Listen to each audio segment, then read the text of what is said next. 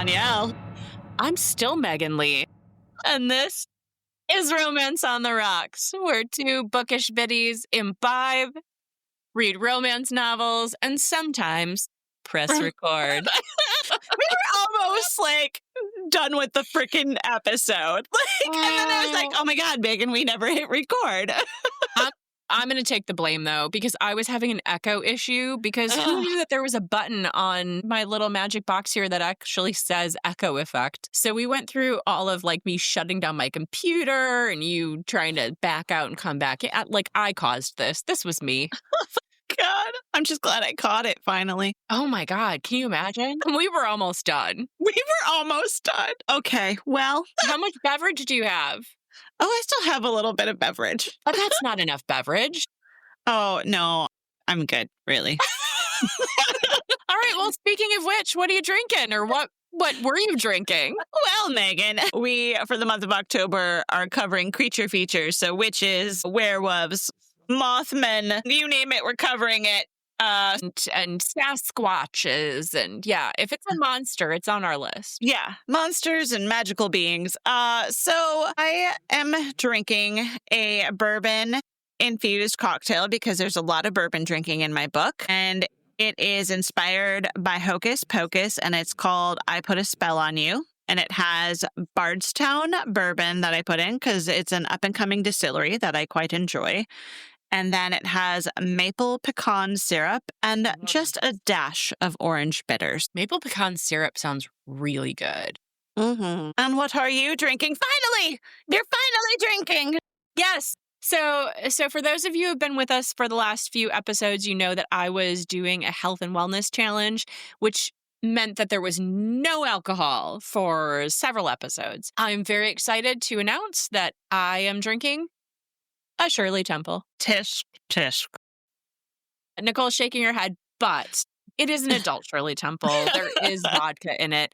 And the whole reason I'm doing this is the female protagonist in my book has an evening where she drinks far too much wine and then doesn't feel so stellar the next day. And when she goes out with her mother later on, she's like, I don't think I can drink yet. And she orders a Shirley Temple, and her mother, in solidarity, also orders one. So they sit at the bar and they both have Shirley Temples. I thought that was adorable. Yeah. And so I am doing an adult Shirley Temple, and I also have a little skewer of cherries. Love. Cherries next to me because they're so pretty. Yeah. Well, they're going to fall into my drink if I tried to put them on the rim. So they're in a little bowl by themselves. But that is what I am drinking. Yeah. And so for our monsters this time around, Nicole, I know you start. What kind of monster do you have? I have witches. I started looking at the rest of my books for the month because we're going to do 4 episodes for the month of October instead of our usual 2 to 3. And I think I've got a lot of witches happening over the course. I don't know why. I just feel drawn to the witches because even my werewolf book has a witch in it. Yeah, you're typecasting yourself. Yeah, there we go. But I read In the Shadow Garden by Liz Parker. It was published in 2022. I'm putting this in the contemporary/romantasy genre.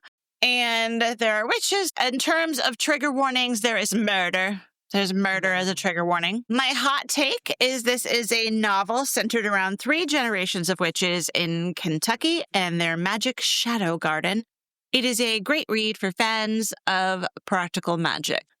Our main characters are Maura Haywood, the matriarch of the family. She's about the age of our mothers. Irene Haywood, Maura's daughter. She's about our age. She co-owns Lavender and Lemon Balm, a tea shop. She creates custom tea blends and does tea leaf readings. She also uses her magic to help take away people's pain and sadness, which she then feeds to the family's shadow garden. The shadow garden grows a variety of plants and herbs, which the Haywoods use to make tea for their shop, as well as produce for the local grocery store. And the garden needs the pain and sadness it's given in order to grow. And then we have Addison Haywood, Irene's daughter. She's about our daughter's age, Rosie and Sydney. Addison is in charge of taking care of the shadow garden. And then there are 2 other families to know about as well. The Bonners and the Bakers. The Bonners own a local bourbon distillery and are the sworn enemies of the Haywoods. And then the Bakers own the local grocery store. All right. And this is when I interrupt and I explain ages just so we can kind of like envision in our head who these characters are. So when Nicole says our daughter's age, like early 20s, when we're talking about us, we are middling aged ladies in our middle 40s. And then our mamas are in their mid 60s. So if that helps you envision these characters as she's talking about. This story is set in Yarrow, Kentucky. As just a little bit of background, every summer in Yarrow, there is a harvest festival. At this festival, everyone in town makes a toast with Bonner bourbon, and doing this enables them to give up an unwanted memory. This is because the bourbon has magic properties thanks to being made with a special black corn given to them by the Haywoods from their magical shadow garden. You're only supposed to give up one small memory, but for some reason, everyone in town has given up all of their memories surrounding the summer of 1997, which, by the way, for our listeners, is the year that Megan and I graduated high school. What? And it's generally understood that something really horrible happened that summer, not for me, but for these folks. And God, I hope not for you. Something really horrible happened that summer for these folks that everyone wants to forget. That's really fascinating. Like, I love this plot. So at the beginning of the book, Christian Durant, the husband of Sylvia Bonner, has just passed away. Sylvia approaches Addison for some rosemary for cocktails for the wake. Addison gets a sign from her tea leaves that morning that she should sell the rosemary to Sylvia, even though her mother and grandmother think it's a horrible idea, but they won't argue with the tea leaves, so they allow it. They regret having given the Bonners the magic corn that they used to make the bourbon and don't trust the Bonners, especially Sylvia and her youngest son, Nate, who was once engaged to Irene until she caught him cheating on her. No. Sylvia's oldest son, Kaden, comes home for the funeral, but he doesn't want to see his mother or brother.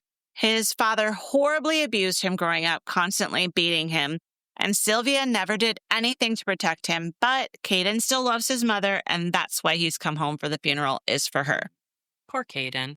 I know. He's such a nice guy, too. But there's some weirdness with Kaden's return. No one in town, including his own brother Nate, can seem to remember him or what he looked like. He's been gone for 20 years, but there's definitely something weird with all this difficulty everyone in town and his family is having remembering him.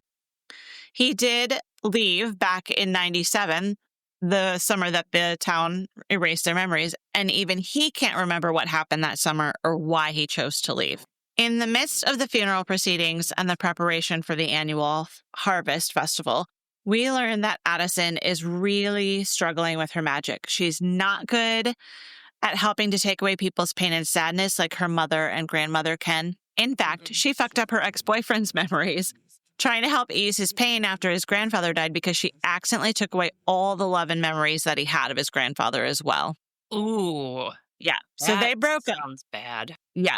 They broke up for obvious reasons because he was not happy that happened. So Addison is really struggling with her magical abilities, and her grandmother blames her for lots of things in light of that. And both Maura and Irene don't trust Addison because of her unhoned and messy magic. We also discover during this time that something is wrong with the Shadow Garden. Its roots are trying to reach out beyond the garden enclosure, and parts of it are dying off because it's essentially starving.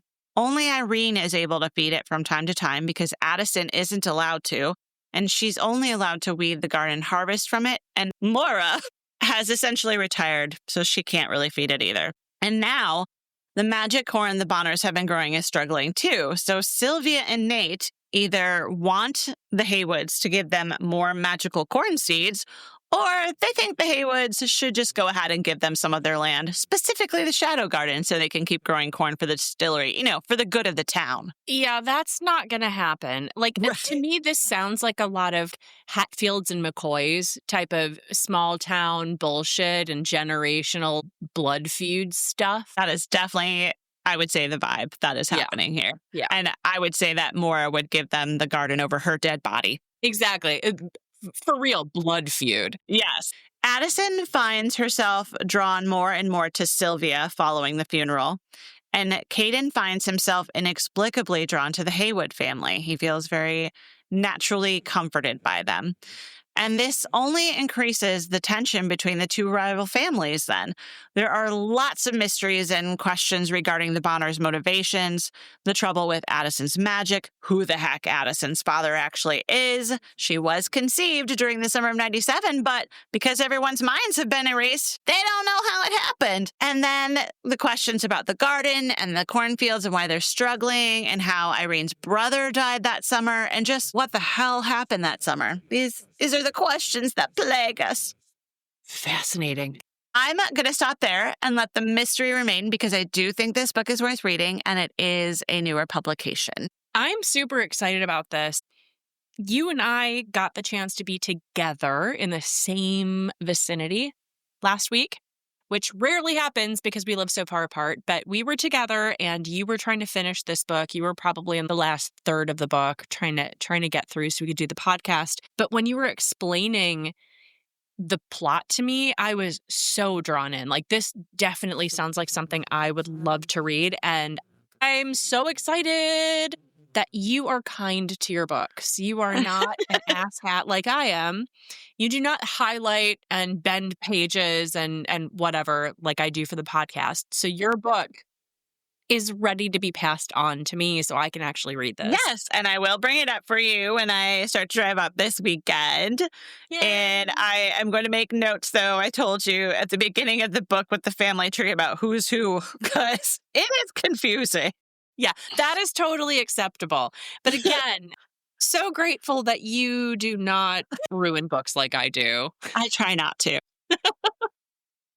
This podcast has made me into a monster. Speaking of monsters, I never would have been like this in the past, but I cannot stop highlighting now. I've even started highlighting books that are not related to this podcast, where I'm like, well, I like what that says, and I yank out the highlighter. And in case anybody's wondering, don't use yellow. The pages will swallow the yellow. It fades. You don't even see it. You need orange or pink or green, just FYI. If That's you want to hilarious. find those passages in the future and be a total jerk off like me, get yourself some colored highlighters. End of rant. Yeah. Spice level for this one, Megan, I'm going to give it a green pepper. And I was questioning if this was even a romance book for a hot minute. Yeah, you and I discussed that. Like, when you and I were together, you still weren't sure. Yeah, I'm sure now. It is a romance story. There are two separate slow burn love stories, one involving Irene and the other one Addison, as well as a couple of ancillary love stories involving Irene's sister-in-law and business partner, and then Addison's ex-boyfriend's sister and Addison's cousin. And that's why I have to make notes for you. But yeah, I'm so glad you're putting in notes. But the physical encounters are pretty tame, and the couple of sexual encounters are definitely closed door. People are getting touchy-feely, they're taking out their clothes, and then they literally close the door. And that's all we get. Things I loved about in the Shadow Garden is the Shadow Garden. The descriptions of the plants and fruits are very cool. Everything is black in color, and it actually makes me want to design and plant my own Shadow Garden following that theme. I think it'd be very cool. I think that's fantastic. I'm looking forward to you getting that done. I also loved the practical magic vibes and the tea concoctions and the tea leaf readings. And the bourbon? Need I say more? Love the bourbon. I also really enjoyed the plot twists and turns, of which there were plenty, and the extremely well thought out plot, as opposed to a recent book that Megan forced me to read that had very little plot to gratuitous sex. I apologize. Again, so for folks who may not have been here for our last few episodes, we were doing a book exchange, and I specifically picked a book. Its title was the Fall of Bob, Bob's Fall. Yeah. Nicole's husband's name is Bob. I grabbed that book just based on the fact that the name Bob was in the title. I had no idea what I was doing. And again, so sorry, m'lady. It had almost no plot. It was terrible. Yeah. Not my favorite read. Challenges with this book, just a little bit with the pacing, really. It was pretty slow in the beginning. And I found the characters and connections between characters pretty confusing initially. And the combination of the pacing with that character confusion made it just pretty difficult for me to stay engaged and get through the first 2/3 of the book at my normal pace. But the pacing definitely picks up in the last third of the book, and the payoff in the storyline was absolutely worth the wait and the read. I'm really looking forward to reading this one. Yeah, I think you'll really enjoy it.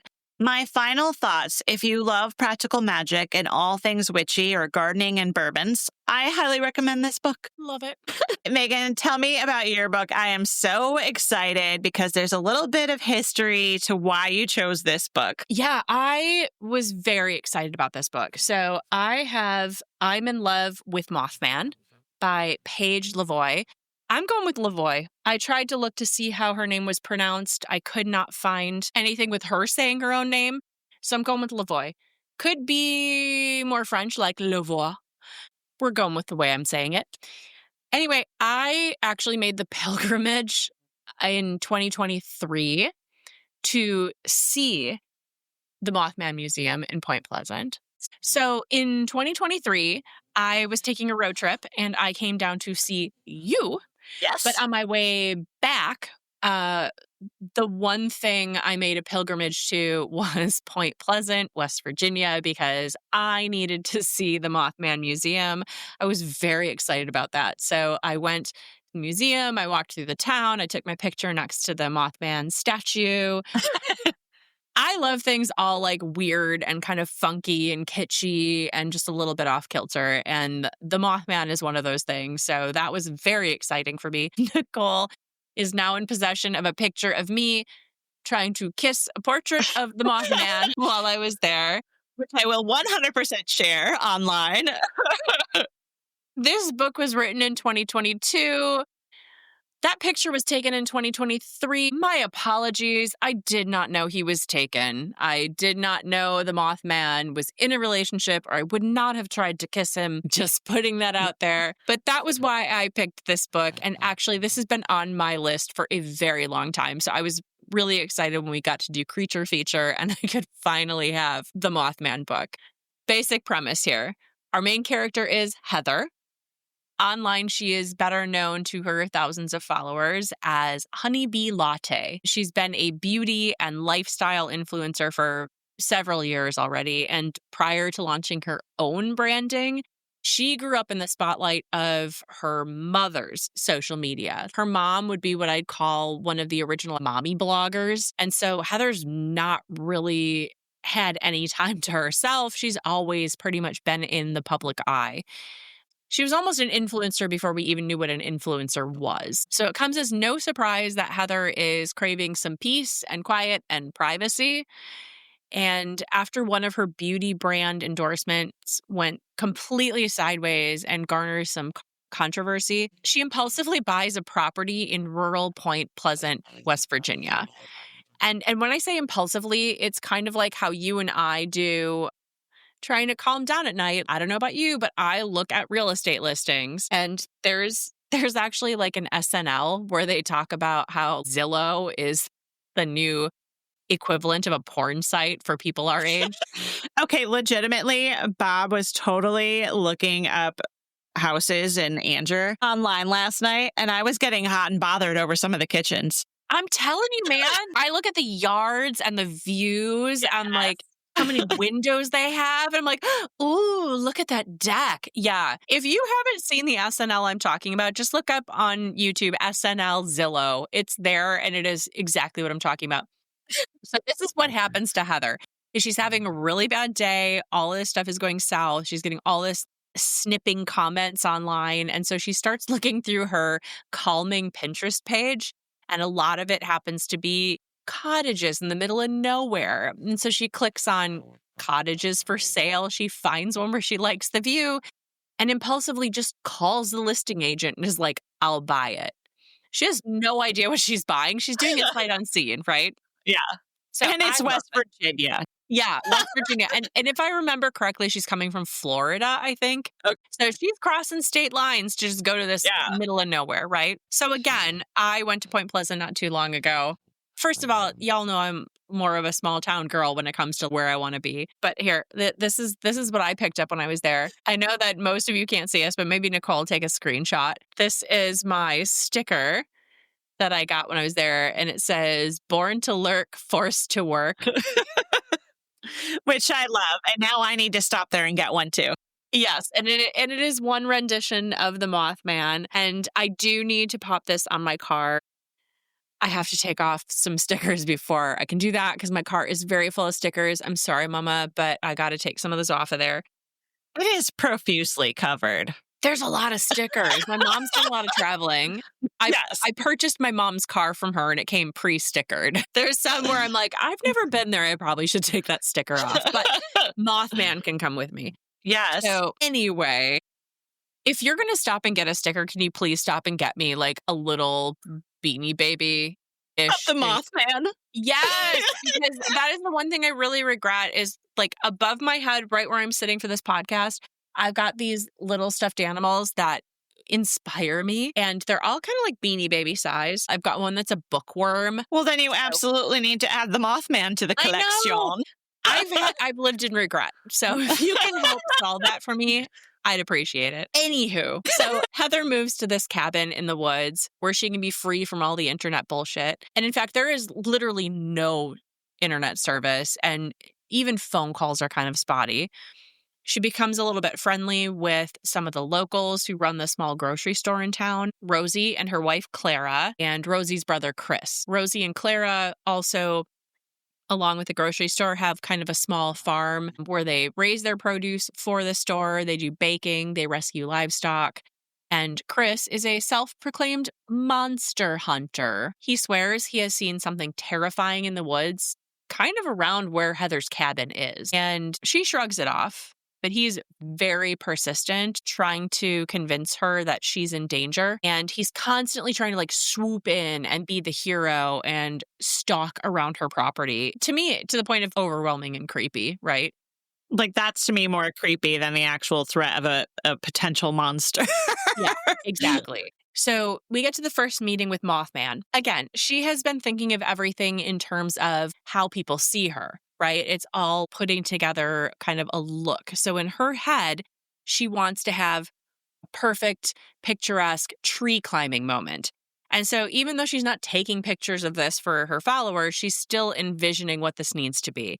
And so she's got a vintage copy of Pride and Prejudice that she tucks under her arm. And she puts on kind of like a boho, long, cute, flowy cottagecore skirt and some boots and stuff, and she's going to climb a tree to read her book in a tree. All I could think about when I saw that was, girl, you're going to climb a tree in a long-ass skirt? Like, that just has disaster spelled all over it. So anyway, here's the quote. "I will have my cute tree climbing moment if it kills me.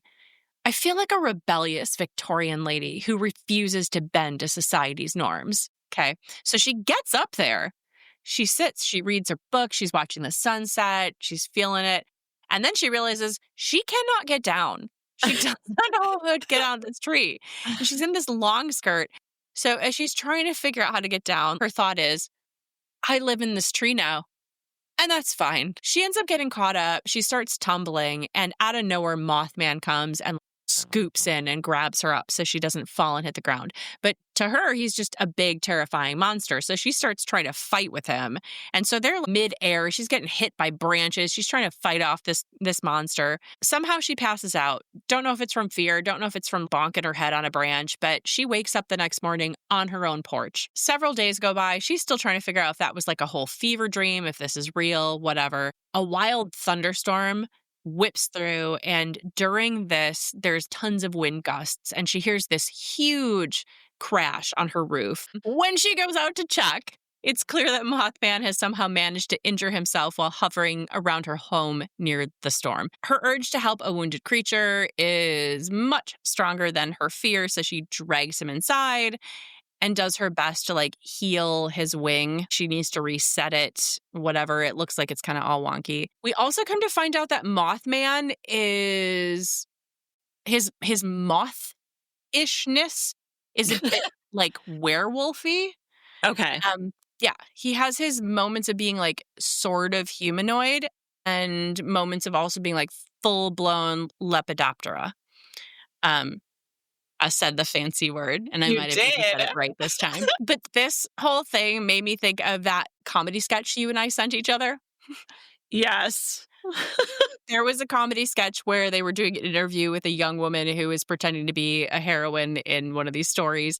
And one of her quotes is, "My father always says, it's not bestiality if he's human sometimes." And that's all I could think of was sometimes he's a man-ish and sometimes he's a total moth. But what ensues is their burgeoning romance and trust building and just really getting to know each other now that he's kind of stuck in her home while he's healing.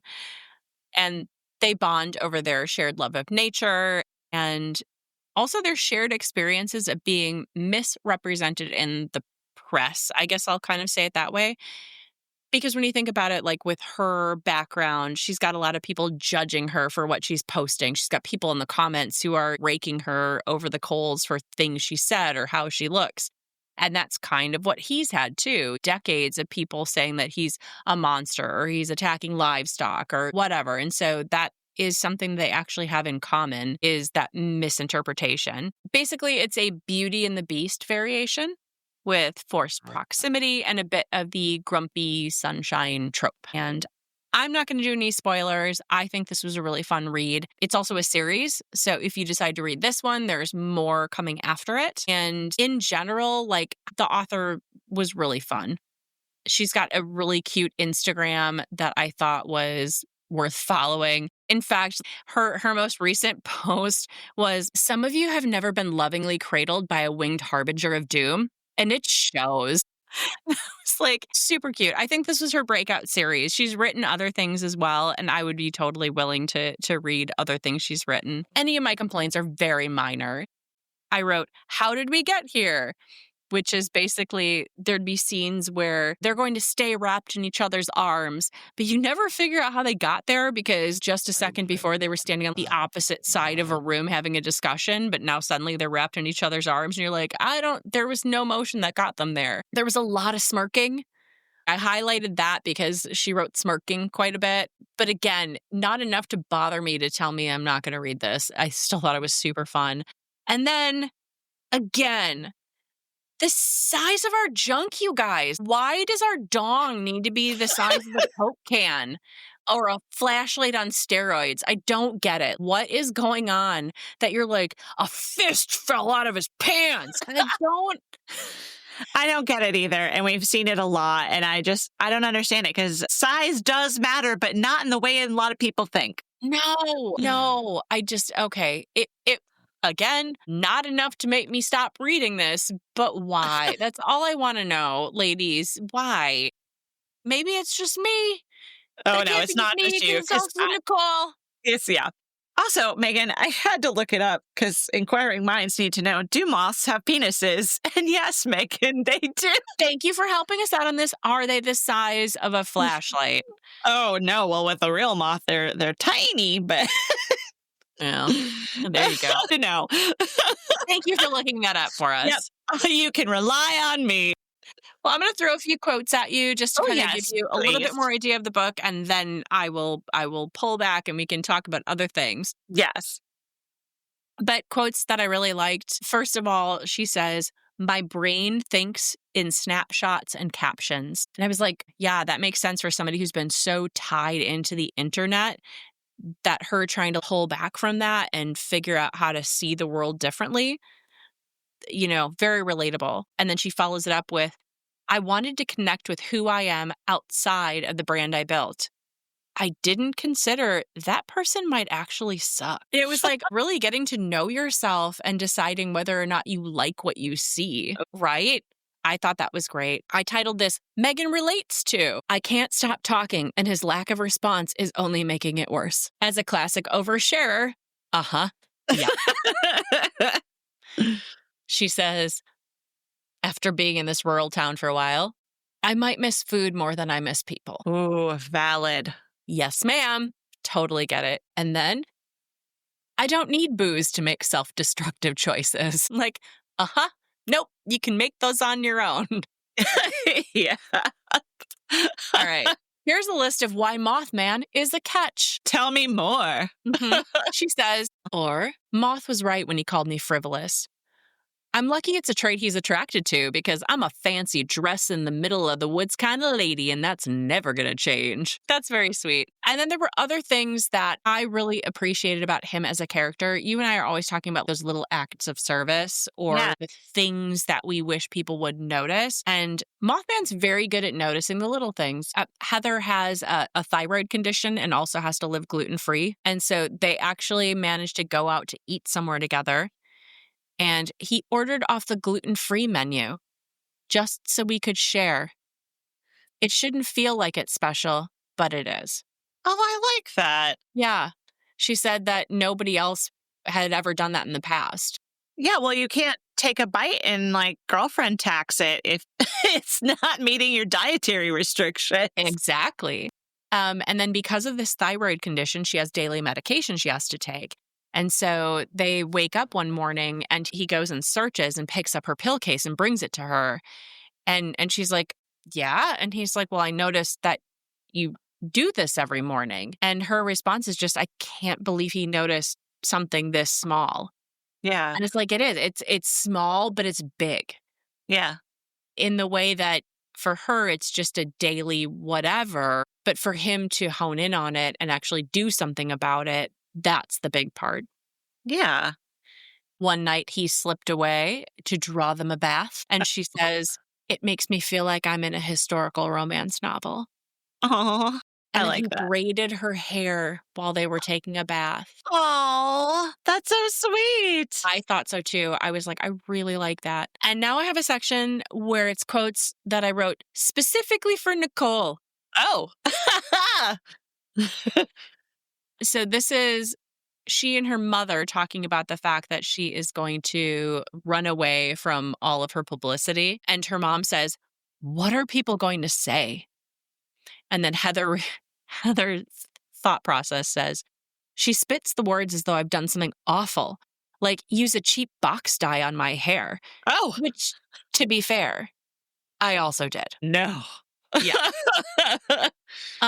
The ladies at the local grocery, because again, it's a lesbian couple, they were talking about how they are mostly accepted into their small community. And Heather comments like, I'm surprised that this small community, you know, in the middle of Nowheresville is accepting. And one of the ladies says, well, they realized real early on, bigots don't get banana bread. I was like, that's a great slogan to put outside your store. Just bigots don't get banana bread. If you want to step over the threshold, leave that judgmental bullshit at the door. Yeah. And then finally, page 89, pinches the bridge of his nose. Oh, shut the fuck up. So that's for you. Okay, I was totally feeling Mothman until then. Yeah, sorry, babe, but he did. He pinched the bridge of his nose. So overall, Heather's a really likable character. I enjoyed the book. I'll definitely read more from this author. And again, follow her Instagram. She's really adorable and the stuff she posts is great. I'd love to meet her. And again, I am so sorry for trying to make a move on Mothman. I just didn't know that he was taken. I didn't know. So, Megan, what would you give this book for a spicy Scoville scale ranking? I will give this probably a jalapeno. Yeah, there's some decent stuff. It's not closed door. It's not as graphic as some of the other books we've read. I would say really this is probably about the level of jalapeno that I like. You and I have talked about spice levels and where we're both at with what we enjoy. This is about where I'm at. Okay. This one right here. And then any foods or anything? Because we're focusing on foods this year. They eat a soup that they both hate. Okay. She feeds him oatmeal. And again, she's gluten-free. Nothing super standout in this book for food. That's what I got. How about you? Nothing stand out for food. There was just lots and lots of bourbon and bourbon cocktails and then lots of herbal tea concoctions. Mm-hmm. How about your romantic reminder? Yes. The romantic reminder for this book, I feel, is that comforting and supporting your significant other during emotional times and personal loss can simply be by being present and offering a shoulder to cry on. You don't have to try to take the pain away, though that's often our first instinct, but just being physically present for them is comforting and supporting in itself. And I have to say that's very true even in friendship terms, because you were totally there for me this past weekend when I was attending my grandma's funeral, and you were just there for me, and I appreciate it. Well, thank you. And more than happy to be there. Got to be there for the people you love. How about you, romantic reminder? I'm going to call it alternative intimacy. I feel like it's stuff we've talked about, in previous podcasts, small acts of service. In this case, it was the braiding of the hair. Like, he sat at the edge of the tub and he combed through her hair and he braided it. And I just thought that was very sweet. It was attentive. It wasn't sexual, but it just was a really nice bonding moment. So I thought that was great. I love that. Maybe I should have Bob braid my hair. That sounds kind of sexy. Doesn't it? Like, I just thought that was very sweet. So boobies, Nicole, you've got a closed door romance. Oh, Megan, not applicable to this book. The boobies never hit. The closest I got was a mention of a sports bra on page 114, but I just don't think I can count that. So I'm going to say no boobies in this book. Well, here's the thing. I had a jalapeno book with no boobies.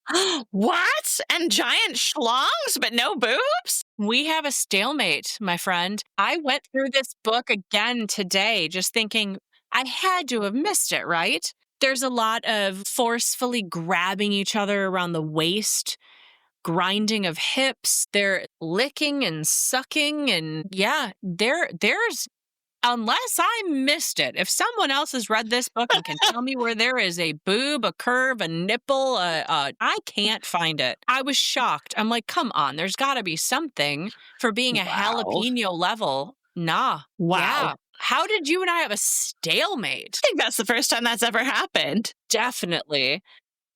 And that's shocking with your book, I have to say. I think it's shocking. Like, I thought for sure, but no. Wow. Yeah. Hey, well, what do you have for the next episode of our Creature Feature Month? So coming up for our next creature feature, I have Sasquatch Love Spell. I love the books that you have sourced for this month, Megan. I love the concept. I don't know that I'm going to love the books. And the reasoning is, we talked about your Fall of the Bob or Bob's Fall, the lack of plot. I'm really afraid that we are going down that same road because this book is only 97 pages long. Oh my God, this is going to be like the fastest read ever. Dude, I am worried about this. I'm hoping that it's going to be good, but this is the most AI put together cover I've ever seen. The axe is too small. His arm is bent weird. His head's too big. His hand's the size of her whole back. I don't know. Her bangs are too thick. There's so much going on here. And I'm worried. You're worried. All right. Read me the synopsis. Okay. First of all, the front of the book says, mated to the monster. Oh, God.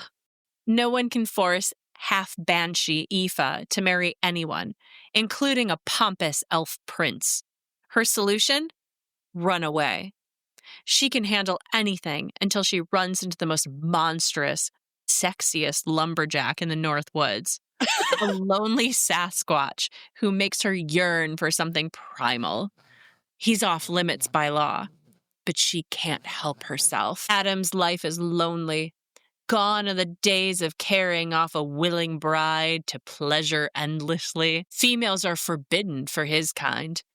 When a gorgeous banshee stumbles into his woods, he promises to protect her, but the call to mate with her is overwhelming.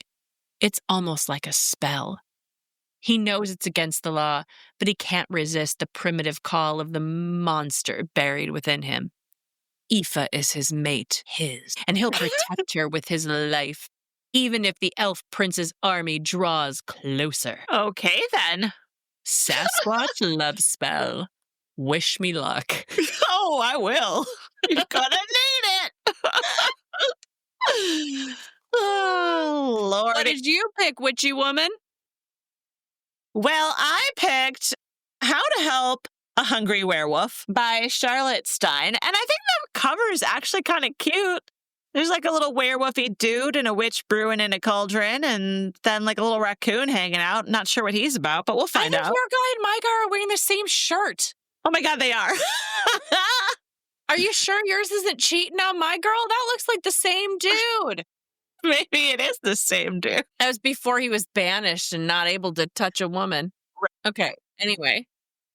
When Cassandra Camberwell returns to her hometown of Hollowbrook, the last person she expects to see is her former best friend, Seth Brubaker, on her doorstep. After some heated exchanges, she unearths the real reason this annoyingly gorgeous beast of a man keeps hanging around. He's an actual werewolf who's certain that she is the witch who can help him. That, and he wants to make amends. So he offers a proposal. He'll teach her all about her newly discovered magic, and she will brew the potions he requires. No feelings, no funny business, just two people striking a deal until they get hit with a do-or-die mating bond. Now the heat is starting to rise. Through fairy fights and encounters with talking raccoons, they just have to do their best not to give in. First, I hate the mating stuff. You know I hate it. Both our books have it.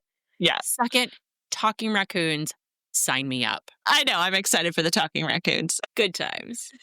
Totally excited for it. Yeah, the fated mates thing, I don't know. It's a trope. Some people love it. Yeah. It's not for me. Yeah. All right. Well, I am excited to get to more of our monstering and our creatures coming up in the next few weeks. But until then, thank you, folks, for joining us today for Romance on the Rocks. Please like, subscribe, and follow. And if you are a hopelessly romantic fellow bookish biddy like us, think about giving us a review on Apple iTunes, Spotify, YouTube, wherever you catch your podcasts. Your support really means the world to us. And until next time, stay safe and know that you are loved.